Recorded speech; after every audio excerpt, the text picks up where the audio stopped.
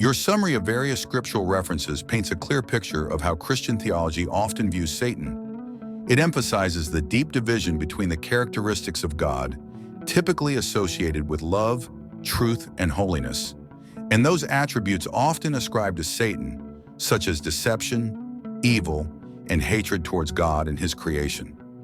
In Christian thought, this contrast underscores the cosmic battle between good and evil, a theme that resonates through biblical texts and teachings. God's nature, as described in scriptures, is inherently good, just, and holy. These characteristics make it inconceivable, within the framework of traditional Christian doctrine, for God to love or endorse what directly opposes His nature and divine will. The Bible narrates God's relationship with humanity and His creation in a way that positions God as wholly opposed to evil, injustice, and falsehood, all things associated with Satan. As such, love, a core attribute of God's character, is extended to those He created and calls to return to His ways, rather than to the figure seen as embodying opposition to God's will and purpose. 1 John 4:8, "He that loveth not knoweth not God, for God is love," states, "Whoever does not love does not know God, because God is love." This love is characterized by seeking the good, redemption, and reconciliation of creation. This notion seems incompatible with loving or condoning the actions and nature of Satan, who is depicted as working against God's redemptive purposes. Moreover, the final judgment and eschatological themes throughout Scripture, such as those found in Revelation 20, indeed highlight a trajectory towards the ultimate defeat and punishment of Satan, rather than his redemption or restoration. This underscores a fundamental belief in Christian eschatology about the triumph of God's kingdom and the eradication of evil. Your interpretation aligns with mainstream Christian theology that God's capacity for love does not extend to Satan, given his personification of rebellion against God. It also raises deep philosophical and theological questions about the nature of love, justice, and redemption in the context of divine holiness and righteousness. The commandment to love your enemies, as described by Jesus in, "But I say unto you, love your enemies, bless them that curse you, do good to them that hate you, and pray for them which despitefully use you and persecute you," Matthew 5:44, indeed plays a central role in Christian ethics and interpersonal relationships. This teaching is part of the Sermon on the Mount, where Jesus outlines the behavior expected from His followers, pushing them towards a more profound, more comprehensive love that mirrors God's love for humanity. Loving one's enemies transcends natural human inclinations, advocating for a divine quality of love that seeks the good and redemption of all, regardless of their stance towards us. And so God created man in His own image. In the image of God created He him. Male and female created He them. Genesis 1:27.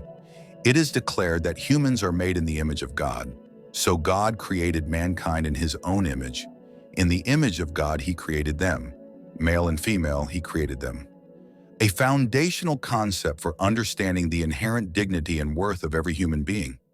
This divine image is the basis for the commandment to love others, including our enemies, since they too bear this image. Angels, both holy and fallen, occupy a different category in Christian theology. Angels are spiritual beings created by God with specific purposes: to worship Him, deliver messages, and serve as protectors or guides for humans in some instances. While Scripture does not explicitly instruct love towards angels, there is an expectation of respect towards God's creation, and that includes the holy angels who are in alignment with God's will. Regarding fallen angels or demons, including Satan, the narrative changes significantly. These beings have definitively chosen to reject God and work against His purposes. Biblical references concerning them are in the context of warning, opposition, and spiritual warfare. 11 Put on the whole armor of God, that ye may be able to stand against the wiles of the devil. 12 For we wrestle not against flesh and blood, but against principalities, against powers, against the rulers of the darkness of this world, against spiritual wickedness in high places. Ephesians 6:11-12. Be sober, be vigilant, because your adversary the devil, as a roaring lion, walketh about, seeking whom he may devour. 1 Peter 5:8. Christians are instructed to resist them. Submit yourselves therefore to God. Resist the devil, and he will flee from you. James 4:7. Not to love them in the manner we are commanded to love human enemies. The love commanded towards human beings who can still choose to turn towards God's grace doesn't apply in the same way to beings who have irrevocably chosen to oppose God. It's essential to interpret these commands within their broader theological and scriptural context. Loving enemies among humanity reflects God's grace and offers a pathway to redemption, mirroring the unconditional love God has for us. In contrast, the spiritual realm involving angels and demons operates within a different context, where the notions of love and relationship are governed by their standing with respect to God's will and kingdom. The idea that loving Satan necessitates hating God, and vice versa, arises from theological beliefs that portray God and Satan as embodying fundamentally opposing principles: goodness and evil, holiness and sin. In Christianity and many other religions, God represents everything that is good, pure, and holy, while Satan is often portrayed as the embodiment of evil, temptation, and sin. The logic behind the assertion that loving Satan would force one to hate God stems from the concept that these entities represent diametrically opposed forces or principles. Therefore, to align oneself with one is to oppose the other. This is often rooted in a dualistic understanding of the moral universe, where good and evil are constantly in opposition, and one's allegiance can only lie with one side or the other. In Christian theology particularly, love for God is expressed through obedience to His commands, a life of holiness, and a rejection of sin. Conversely, to embrace what Satan represents, sin, temptation, rebellion against God, would be seen as turning away from God and everything He stands for. Therefore, within this framework, it is not possible to genuinely love both God and Satan because their natures and what they demand of humanity are seen as incompatible. However, perspectives on God, Satan, and the nature of good and evil can vary widely across different religious and philosophical systems. Some might argue for a more nuanced understanding of these concepts, suggesting that humans are capable of embodying or wrestling with both good and evil impulses. Yet in the strictest interpretations of Christian doctrine, as you've described, loving Satan would indeed be incompatible with a love for God due to the essential opposition between holiness and sin. Your statement delves into deep theological considerations concerning the nature of God's love, the work of Christ on the cross, and the final judgment of Satan as described in Christian theology. Understanding these concepts requires exploring several key scriptural and theological points. 1. God's love and sacrifice for humanity. Central to Christian theology is the belief in God's sacrificial love for humanity, epitomized by the death and resurrection of Jesus Christ. This act of salvation is seen as a demonstration of God's profound love, as expressed in John 3:16. For God so loved the world that He gave His only Son, that whoever believes in Him should not perish but have eternal life. 2. The cross and its impact on Satan. And having spoiled principalities and powers, He made a show of them openly, triumphing over them in it.